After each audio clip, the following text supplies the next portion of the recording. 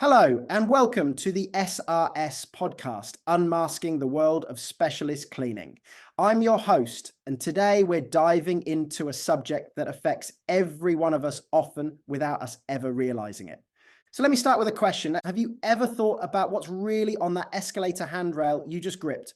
Or the buttons in the lift you pressed 5 minutes ago at your local shopping centre? Well, here's a stat that might surprise you. Studies have found that in busy public spaces, a single high-touch surface, like a door handle or a ticket machine, can be touched by hundreds, sometimes thousands of people in a single day. And some of those surfaces can host harmful bacteria or viruses for up to several days. Now imagine the scale of risk in a major transport hub like a London Underground station or a bustling retail complex during the holiday rush. We're talking about tens of thousands of people flowing through tight spaces, interacting with surfaces, sneezing, coughing, touching, and moving on. Behind the scenes, something remarkable is happening, because while most of us are asleep or sipping lattes blissfully unaware, there's a team making sure that these environments remain not just clean but safe. That team is us. That team is SRS. Today's episode is titled Deep Cleaning in High Traffic Areas, the Hidden Science Behind Safer Public Spaces. We'll peel back the layers on what deep cleaning really means in places like shopping centres, transport hubs, and busy public buildings. We'll look at the science, the regulations, the tools, and most importantly, the people behind the scenes. And if you're a facilities manager, landlord, duty holder, or even a commuter or shopper who's suddenly wondering how safe your environment actually is, then stay tuned. This one's for you.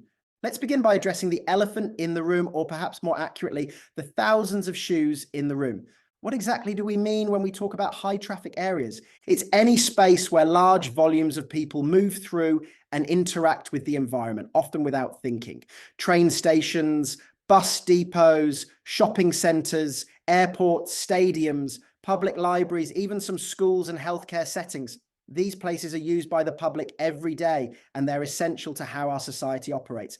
And while footfall is a great metric for business success, it's also a red flag when it comes to hygiene and safety. Every hand that pushes a trolley in a supermarket, every bag that brushes a bench on a train platform, those are potential transfer points for pathogens. Germs don't clock in and out. They don't take sick days. And they love a warm, busy environment with lots of surfaces to cling to. This is where deep cleaning becomes critical.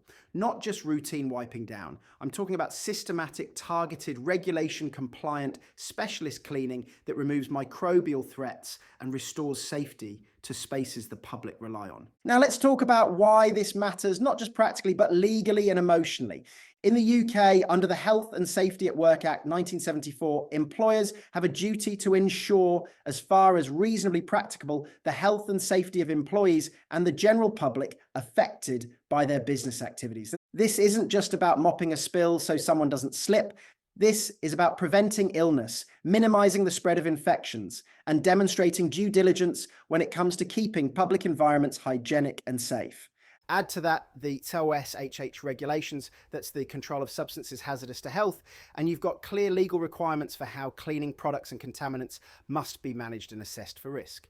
And let's not forget the Environmental Protection Act 1990, which outlines the handling and disposal of waste, particularly hazardous waste, something very relevant when dealing with contamination in public areas. But beyond regulations, there's the emotional layer. During the COVID-19 pandemic, we all became acutely aware of our surroundings. Suddenly, we were looking at doorknobs and handrails with suspicion. We washed our hands religiously. We avoided touch where possible. And in many ways, that heightened awareness hasn't gone away. There's a public expectation now. People expect visible hygiene. They expect clean, fresh-smelling spaces, and they expect to feel safe. That's the human side of this work. At SRS, we don't just clean environments, we restore trust in them. We create spaces where people feel confident again, whether that's a commuter boarding a train at Euston, or a grandparent pushing a trolley at Tesco, or a child playing on a soft play installation at a shopping centre. Those individuals rely on our work, whether they know it or not.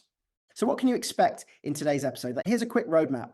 First, we'll define deep cleaning in the context of high traffic areas and talk about the challenges unique to these environments.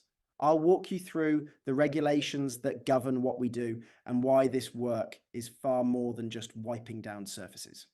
Then we'll move into the real world. I've got 3 incredible case studies to share from an overnight retail clean that completely transformed a shopping centre, to a high pressure response to a bodily fluids incident in a train station, to a biohazard outbreak at a bus depot. These stories aren't just informative, they're moving. They remind us why this work matters. After that, we'll get technical but accessible. I'll explain the tools, techniques, and safety protocols we use, from ATP testing to electrostatic sprayers, and how we follow UK guidance to the letter. Then we'll dive into the science behind the scenes. What happens on a microbial level? How do certain cleaning agents neutralize dangerous pathogens? What is biofilm and why does it matter? Finally, we'll step back and reflect. What are the broader lessons here? What can property managers, landlords, or anyone responsible for a public space do with this information? And how does this work touch on deeper themes like compassion, resilience, and responsibility? So let's get straight into it. What exactly do we mean by deep cleaning in high traffic areas? Because believe me, it's not just a more intense version of your average clean. It's a totally different beast. Deep cleaning is a specialized form of hygiene management. It goes beyond surface level dusting or mopping. It's about eliminating pathogens, disrupting biofilms, and treating hidden contamination in spaces where people are constantly coming and going. It's structured, risk assessed, and carried out using professional grade equipment and regulated cleaning agents. And most importantly, it's backed by UK legislation and science. Let me give you a simple comparison. Think of regular cleaning like brushing your teeth. It keeps things ticking over, looks tidy, and deals with the obvious stuff. Deep cleaning? That's your scale and polish at the dentist. It reaches places the toothbrush can't. It clears away what builds up over time and silently threatens your health. In places like train stations, shopping centres, airports, or even large event venues, deep cleaning is vital because of the sheer volume of footfall. It's not uncommon for a train station like Waterloo to see over 90 million passengers a year. That's 90 million potential sources of contamination, 90 million hands, shoes, bags, coughs, and sneezes. Now imagine the potential risks in terms of public health. And this is where regulations in the UK really come into play. Under the Health and Safety at Work Act 1974, employers and those in control of premises, yes, that includes property managers, landlords, councils, are required to ensure a safe environment for employees and the general public. Now, it might not explicitly say you must deep clean your lift buttons every night. But if a person were to become unwell due to avoidable exposure to a hazardous substance, say a pathogen left on a contaminated surface that could very well form the basis for enforcement action or legal proceedings. Then there's CASHH, the Control of Substances Hazardous to Health Regulations, 2002. This legislation governs how substances, including cleaning agents and biological hazards like blood or vomit, are managed. If your cleaning team is using strong disinfectants or dealing with hazardous waste, then proper CASHH assessments, training, and controls are non-negotiable. You need to store materials safely, use appropriate PPE, and dispose of waste in a way that aligns with environmental law. More on that later. And don't forget the Environmental Protection Act 1990, which classifies some waste from biohazard cleaning as clinical or hazardous. If this waste is mishandled, say, if a bag of contaminated PPE ends up in a general waste bin, that's a breach. But legal compliance is just one part of the puzzle. The real power of deep cleaning lies in its ability to reduce risks before they become problems. It's proactive, preventative. It creates safe, hygienic environments where businesses can thrive, where commuters feel comfortable, and where the public can simply go about their day without fear. Think about the perception factor. In a post-pandemic world, people notice. We all became hyper-aware of cleanliness. We all started noticing whether hand sanitizer was available, whether someone was visibly cleaning surfaces, whether things smelt clean. A spotless floor, a disinfected table, or a wiped down barrier rail doesn't just reduce risk, it builds trust. So for businesses and public services, this isn't just about preventing outbreaks or meeting minimum standards. It's about protecting your reputation. It's about demonstrating care and attention to detail. And that's exactly where SRS comes in. Our deep cleaning services aren't just about chemical sprays and fancy machines. They're about providing reassurance, about saying, we see the risks, we're trained, we're ready, and we've got this. Now, a lot of people think of deep cleaning as something reactive, something that only happens when there's a crisis, a viral outbreak, an accident involving bodily fluids, a sudden inspection from an authority.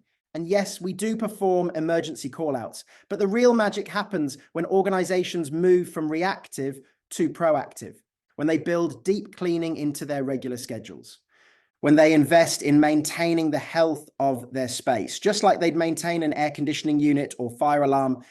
This shift in thinking from what if something goes wrong to how do we keep things going right is what separates those who scrape from those who lead. And this isn't just relevant for massive corporations or city councils. Even small businesses, estate managers, or community facilities can benefit from reviewing their hygiene strategy, because cleanliness isn't just a cost, it's an investment in your people and your public image. In a moment, I'm going to share some real life stories, cases where SRS stepped in and made a real difference. We'll walk through 3 very different scenarios that highlight the challenges and emotional stakes of this kind of work. But before we do that, let me ask you, do you know what your current cleaning regime is protecting you from and what it might be missing?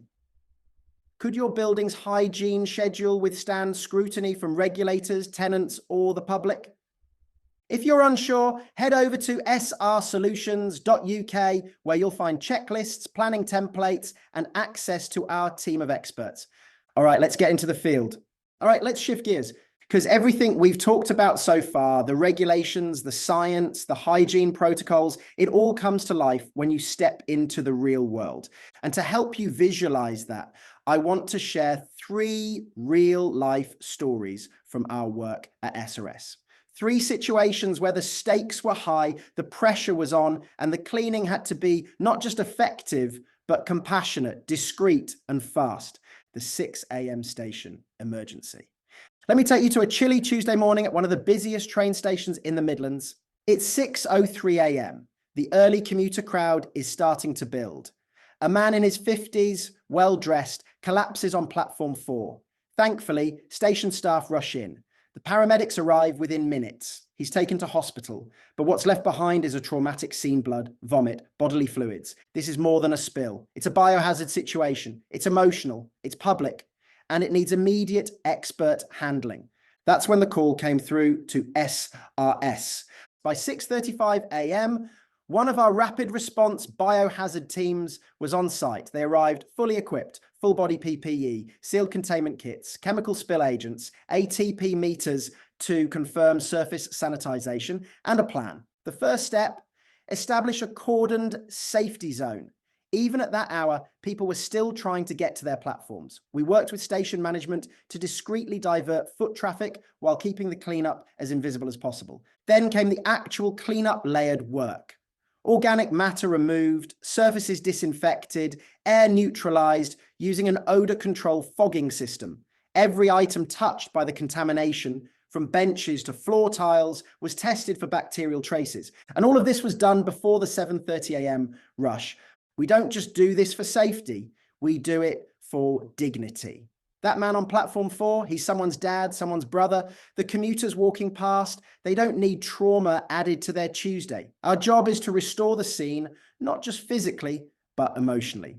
And by 7:15 a.m., the platform was reopened, fully sanitized, and no one the wiser. Overnight clean at a shopping centre.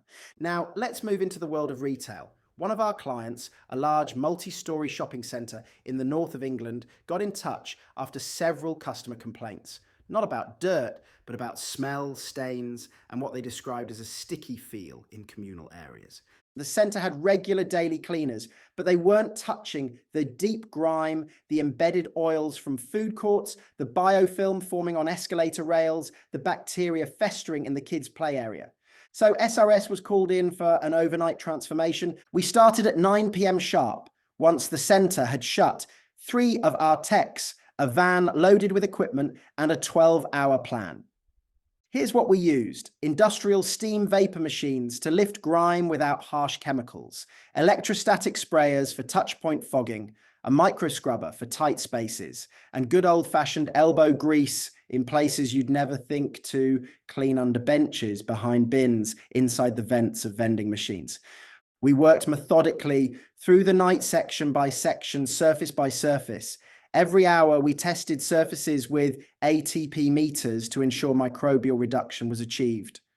By 7 a.m., the transformation was visible, but more importantly, it was measurable. The bacterial load had dropped by 92%. Staff walking in commented that it felt cleaner. The centre manager said it smelt like new carpet and peace of mind. That's the kind of impact deep cleaning can have, not just visually, but psychologically. People trust clean spaces, and that trust pays dividends in customer loyalty, safety ratings, and even dwell time in retail. Norovirus at the bus depot. Let's move on to a more challenging clinical scenario. It was midwinter. A large regional bus depot began noticing an uptick in staff sickness. It started with 1 or 2 drivers, then several ticket office staff. Within days, more than 20 employees had reported symptoms: vomiting, diarrhea, fatigue. A rapid internal investigation confirmed what they feared: norovirus. If you've ever dealt with norovirus, you'll know it spreads like wildfire and can survive on surfaces for up to 2 weeks. Once it's in a shared workspace, it's relentless. That's where we stepped in. Within hours of the diagnosis, SRS was on site. The first step was isolation zones, locking down the affected offices, changing rooms and break areas. The client had to keep buses running, so we worked in staggered zones to avoid disruption. We deployed our fogging units with EN 14476 compliant virucidal disinfectants. Every surface was scrubbed, then misted. Soft furnishings were steam cleaned and treated. Waste was segregated, double bagged, and labeled as clinical. But we didn't stop there. We trained their in-house cleaning staff on updated hygiene protocols. We provided guidance on personal hygiene, signage, and surface testing. And we came back 48 hours later to perform post-clean ATP swabs. The result? Not a single new case was reported after our intervention. The outbreak was contained. That's the power of professional, science-led deep cleaning. Not just cleaning for appearance, but cleaning for safety. These stories show what specialist cleaning really looks like. It's fast-paced, it's high pressure, it's invisible, but vital. And through it all, one thing remains constant: our mission at SRS: to restore safety, dignity, and confidence in every environment we touch. So next time you pass through a public space and think, this place feels clean, just remember someone's worked through the night, often in silence, to make sure of that. All right, let's get into the how. Because if you're wondering what makes a specialist clean special, it's this section right here. We're often asked, what exactly do you use for deep cleaning? Is it just stronger bleach? And the answer is not even close. The difference between general cleaning and what we do at SRS is like the difference between a kitchen knife and surgical equipment. One keeps things tidy, the other can save lives. Let's start with the equipment. Some of it looks straight out of science fiction. And one of our favorites, and something we use regularly in high traffic environments, is the electrostatic sprayer.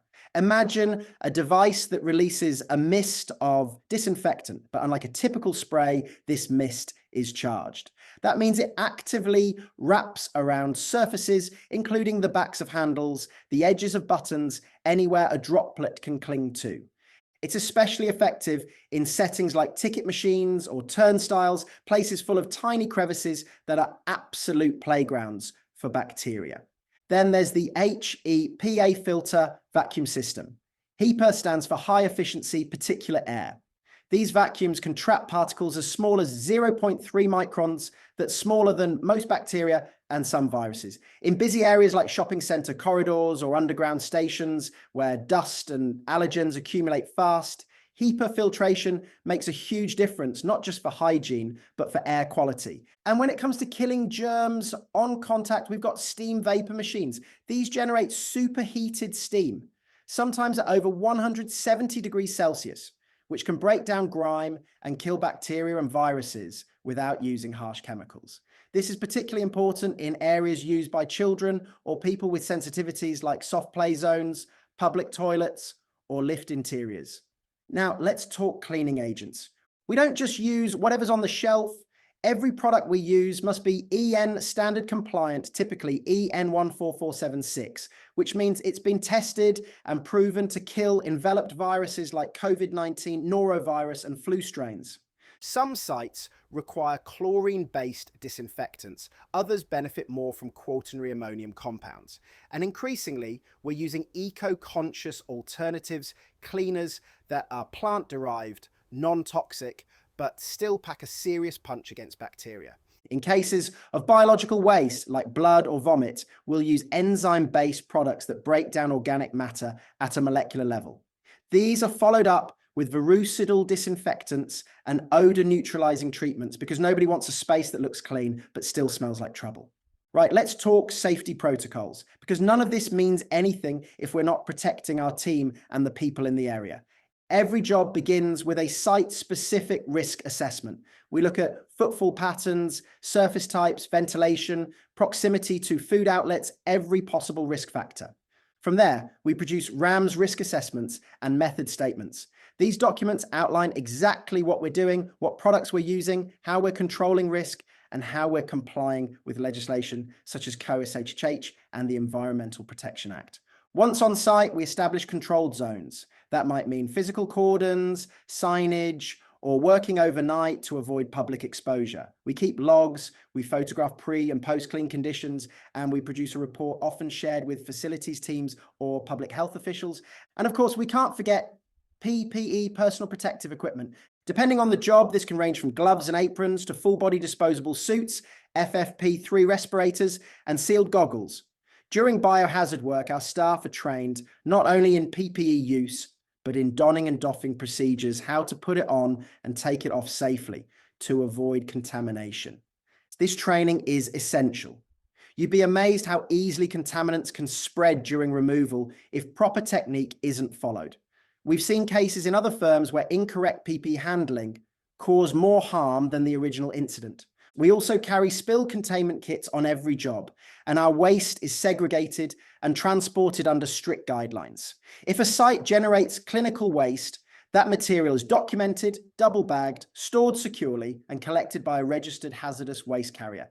Every bag is tracked from site to disposal. That's not just good practice, it's the law under the hazardous waste regulations. And I'll say this, none of this matters without the right people. Our techs aren't just cleaners, they're trained specialists. They undergo regular COSHH training. They're familiar with HSE guidance. They're drilled on infection control. And most importantly, they know how to enter a site, assess it calmly, and execute a plan under pressure. A good example, one of our newer team members, only 3 weeks into the job, handled a contaminated food court situation so effectively that the center manager assumed he'd been doing it for years. Why? Because our training is that good and our systems are that robust. So if you're a landlord, estate manager, or property director listening to this, I've got a simple question for you. Do you know what cleaning chemicals are being used on your site right now, and are they EN compliant? Does your cleaning contractor produce RAMs and have a COSH register on site? If you can't confidently answer yes to both, it's probably time to review your arrangements. We've got free guidance and checklists available right now at srsolutions.uk. Feel free to download and use them.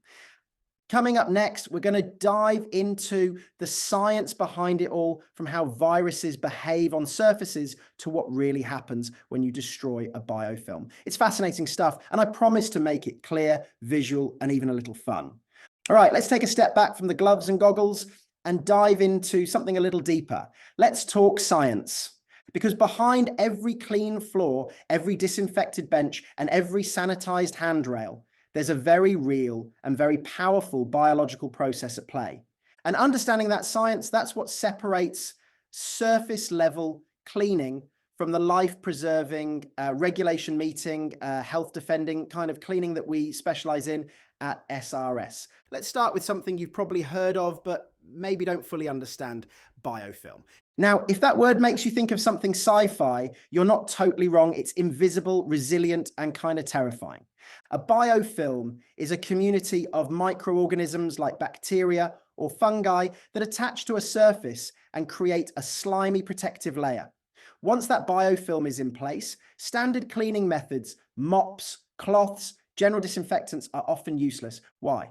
Because biofilms protect the bad stuff inside. They're like fortresses. You can wipe the top layer and it might look clean, but underneath the colony survives, multiplies, and waits. Where do we find biofilms? Pretty much everywhere. Toilet seats, taps, escalator rails, the underside of a chair in a waiting room, the tile grout in a shopping centre's food court. Even seemingly dry places can host them, especially in high traffic areas where moisture and organic material build up. And here's the kicker: biofilms don't just sit there quietly. They shed pathogens into the air and onto nearby surfaces. It's called aerosolization. Think of it like a dandelion seed floating in the wind, except what's floating could be E. coli, staphylococcus, or worse. Now, once we've identified a biofilm, or the potential for one, we bring out the big guns. We use enzyme-based cleaners that literally digest the biofilm's protective matrix. These aren't harsh solvents. They're biological tools, safe for surfaces, but devastating for germs. Once the biofilm is broken down, we follow up with virucidal disinfectants that meet EN 1276 and EN 14476 standards. Those are European norms for bactericidal and virucidal efficacy, respectively. Let's talk about those for a second. N1276 means a product is proven to reduce bacteria like Salmonella or Listeria by 99.999% within 5 minutes. EN 14476 is your gold standard for viruses like norovirus, flu, and yes, SARS-CoV-2. If your cleaning agent doesn't list these standards, you might want to have a word with your supplier, because in places like public toilets, food halls, or communal seating areas, these aren't nice to haves, they're necessary defenses. Let's move on to pathogen behavior. Viruses like norovirus can live on hard surfaces for up to 2 weeks. MRSA, that antibiotic-resistant bacteria we've all heard about, can survive on cloth or metal for days. And COVID-19, we've seen studies showing traces remain viable on stainless steel and plastic for up to 72 hours. Temperature, humidity, surface material, all of these factors affect how long a pathogen stays infectious. That's why we approach each site scientifically. We don't just clean based on what looks dirty. We assess what's likely contaminated based on usage, materials, and airflow. That brings me to air quality, something people rarely think about in a cleaning context. Did you know that touching isn't even the main source of germ spread in many buildings? It's breathing. Airborne droplets from coughing or speaking can settle on surfaces. But more than that, poor ventilation traps pathogens. So we use HEPA filtration and in some cases UVC light sterilization to clean the air itself. In one large shopping center project, just improving airflow and using periodic misting reduced the rate of customer illness complaints by over 30%. Here's another fascinating bit of science. Odor control. We all know that smell is linked to perception. A clean smelling space feels safer. But odor isn't just a cosmetic issue, it often indicates bacterial activity. So when we treat a space, we use odor neutralizers that chemically bond to malodorous molecules, not just covering them up, but deactivating them. It's chemistry in action, neutralization reactions happening in midair. One of our favorites is a plant-based product that uses terpene compounds, yes, like in citrus peels, to dismantle sulfur-based smells, environmentally friendly and effective. Lastly, I want to touch on the science of surface testing. We don't just guess whether something's clean. We use ATP bioluminescence meters.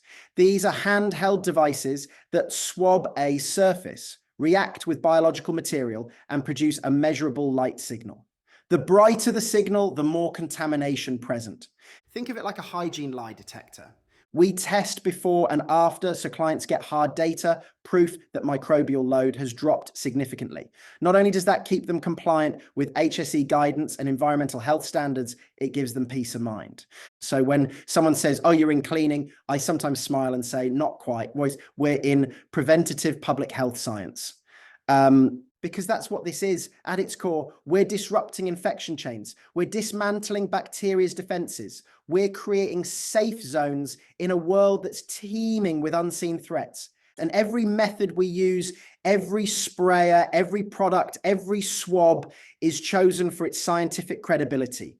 You wouldn't trust your health to guesswork. So why trust the safety of public spaces to anything less than evidence-based cleaning? We've talked about the science, we've explored the tools, the regulations, the emergency cleanups, but now I want to zoom out a bit. Because while this work is technical, regulated, and sometimes downright scientific, it's also deeply human. At its heart, specialist cleaning in high traffic areas is about people. It's about the elderly couple holding hands as they queue for a train, the mum rushing through a shopping centre with 3 kids in tow, the worker grabbing a sandwich on a break, the tourist trying not to get lost in a busy city. And yes, it's about the people behind the mop and the mask too. Let's talk about compassion. When we're called out for a trauma clean or a post-incident decontamination, we're often walking into emotionally charged situations. A sudden illness, an accident, sometimes even a fatality. And when that happens in a public space, the ripple effect is felt by everyone, staff, bystanders, the person who experienced it and their loved ones. In those moments, we're not just cleaners, we're caretakers of dignity. We enter silently, we clean thoroughly, we leave no trace, not because we're hiding something, but because we're honoring someone. That's a responsibility we don't take lightly. Now, from a professional point of view, I want to talk about something that's easy to overlook in the cleaning world: resilience. Our teams often work unsociable hours. They show up when others are clocking off. They operate behind closed shutters in PPE, navigating unpredictable environments, sometimes in the cold, sometimes in chaos. And yet, day after day, they turn up, they execute the clean, they protect public health without fanfare. It's one of the most resilient professions out there, and in my view, one of the most underappreciated. So if you're listening to this and you work in facilities, property, or operations, here's something to think about. How often do you speak to the people who keep your site clean, not just about what needs doing, but about how they're doing? Because a team that feels valued will always do better work. And in an industry where attention to detail is the difference between safety and risk, that matters more than ever. Let's now turn to compliance, but from a fresh perspective. Too often, compliance is treated like a chore, a box to tick, a document to wave when the inspector arrives. But in the world of deep cleaning, compliance is culture. It's mindset. It's a way of operating that says we don't cut corners. We do the right thing even when no one's watching. Think of compliance like the foundation of a building. You don't always see it, but everything else relies on it. And when it's missing, cracks start to appear slowly at first, then suddenly. So whether you manage a retail estate, oversee transport facilities, or run public venues, I urge you to ask yourself, is our cleaning regime driven by habit or by hazard awareness? Are we investing in health or just reacting to mess? Because the cost of inaction, both in reputational damage and regulatory consequences, can be far higher than the cost of prevention. And finally, I want to leave you with some practical advice. These are a few simple things you can do today to make your space safer, cleaner, and more compliant. Review your cleaning contractor's credentials. Do they produce RAMs? Are they COSH-H trained? Do they work to EN standards? If you don't know, ask. Walk your site as if you were the public. What are the high-touch areas? Are there smells, stains, signs of wear? If so, ask what's being done and how often. Schedule regular audits. Don't just assume things are being done, test them. Use ATP meters if needed, or bring in a third-party expert to review your approach. Educate your team. From cleaners to managers, when people understand why hygiene matters, They take greater ownership of how it's done. Embrace technology, electrostatic sprayers, UVC, disinfection, HEPA air systems. These aren't gimmicks. They're proven tools in the fight for safer spaces. And if all of this sounds overwhelming, don't worry. We've created checklists, guides, and free resources to help. Head to srsolutions.uk and look under resources for everything from compliance templates to deep cleaning checklists. Because at the end of the day, this isn't just about cleaning. It's about protecting vulnerable people, preventing illness, preserving reputations, and creating environments where the public can relax, breathe easy, and carry on with their lives. When done properly, deep cleaning becomes an act of public service, quiet, consistent, and crucial. And if you're someone responsible for maintaining a public space, whether that's a car park, stairwell, or a cathedral, you're part of that mission too. So let's raise the standard together. Because when it comes to health and hygiene, good enough just isn't good enough anymore. So let's take a moment to step back, breathe, and reflect on everything we've explored today. We started with a simple question. What really goes into keeping high traffic public spaces safe and hygienic? And what we've uncovered is that the answer isn't simple at all. We've talked about the definition and critical importance of deep cleaning in places like shopping centres, train stations, and airports, places where tens of thousands of people come and go, often without a second thought for what might be lingering on surfaces, in the air, or just beneath the visible layer. We've dug into the legal framework from the Health and Safety at Work Act to Co-SHH and the Environmental Protection Act. Because in the UK, keeping the public safe isn't just best practice, it's the law. And for duty holders, property managers, and facility teams, there are very real consequences when cleaning is neglected or handled improperly. We heard 3 real-world stories that brought this work to life. A train station platform, sanitized before sunrise after a traumatic incident. A shopping centre transformed overnight through science-backed techniques. And a bus depot saved from a norovirus outbreak through swift, systematic decontamination. We looked closely at the equipment and techniques: fogging machines, ATP meters, enzyme-based cleaners, HEPA vacuums. Tools that go far beyond a mop and bucket, tools that deliver measurable safety, not just the illusion of cleanliness. We unpacked the science biofilms, bacterial transmission, odor neutralization, and surface viability of pathogens. And we explained it all in plain terms because understanding the biology helps all of us make better, safer choices. Then we explored the broader lessons, the compassion it takes to do this work in sensitive spaces, the resilience of the people who work through the night to protect others, and the call for compliance to be a culture, not just a tick box. And if you take away only one thing from this episode, let it be this: cleanliness is no longer cosmetic, it's critical. It's part of how we keep society moving. It's how we earn public trust. And when done properly, it's an invisible safety net that allows people to go about their day without fear. At SRS Specialist Remediation Solutions, we're proud to play that role, quietly, reliably, scientifically, humanely. We don't chase headlines, we don't cut corners. We show up, get stuck in, and leave environments safer than we found them. Whether that's a contaminated stairwell, a trauma-affected lift, or a forgotten corridor in a shopping mall. We're not just cleaners. We're health protectors, hazard disruptors, invisible guardians of the public realm. Now, what can you do? Whether you're a facilities manager overseeing multiple sites, or a business owner with a single shop front, or part of a local authority team tasked with public safety, here's your next step. Review your cleaning protocol. Is it built on risk? Is it compliant with COSHH? Is it enough? Talk to your contractors. Do they provide RAMs? Are their staff trained? Do they understand the difference between looking clean and being clean? Assess your high traffic areas. Are you using the right tools? Could you benefit from periodic deep cleaning? Get support. Don't wait for a crisis. Prevention is always cheaper, safer, and easier than damage control. And if you don't know where to begin, head over to srsolutions.uk. We've got free resources, downloadable checklists, and the right people who'll talk you through your needs without pressure or jargon. Because in the end, it's not about perfection. It's about preparedness. You don't need to scrub your building down every night with industrial fogging machines, but you do need to know where your risks are. You do need to know what your cleaning team is actually achieving.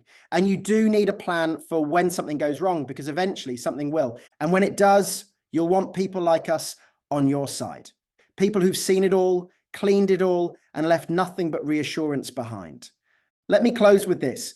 Next time you're in a public space, a cafe, a station, a shopping arcade, take a moment, look around. It might seem like everything is running smoothly, but that seamlessness, that safety you feel, it was earned by someone wiping down handrails in the early hours, earned by a team that fogged the ticket machines long after you'd gone home, earned by people who understand that behind every clean surface is a decision to care.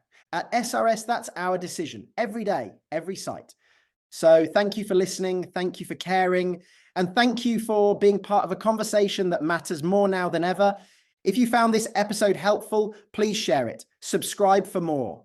And if you've got questions or want to find out how we can help with your cleaning and remediation needs, visit us anytime at srsolutions.uk.